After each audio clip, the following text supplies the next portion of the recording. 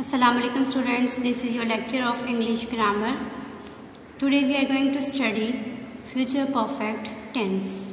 Earlier we have studied present perfect tense and past perfect tense.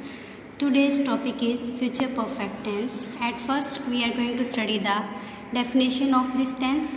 Future perfect tense is used to express an action which will occur in future and it is thought to be completed in future.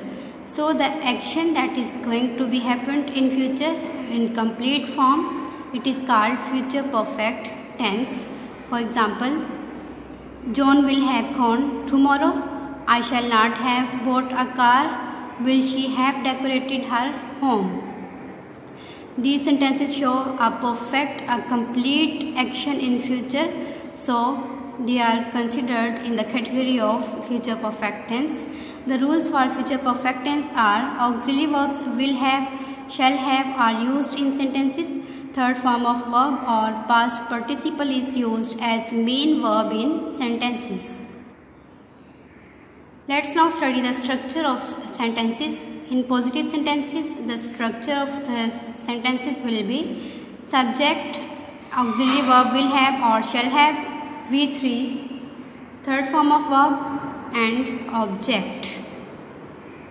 Now we will discuss where we are going to use will have and where we use shall have. Use of will have and shall have. Shall have is used when our subject is I or we, and will have is used when our subject is he, she, it, they, you and all other subjects. For example, you will have started a job. According to formula, at first we have used subject, then will have, it is helping verb or auxiliary verb, then started is V3, and in the last we have used object.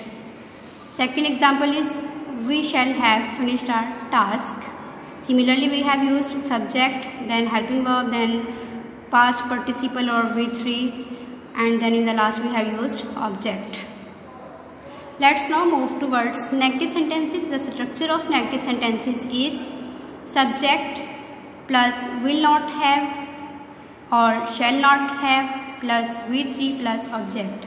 Note: when auxiliary verb consists of two words, will have, not will be used between these two words such as will not have or shall not have. So if auxiliary verb has two words like will have, then not in negative sentences will be used between these two words like will not have and shall not have.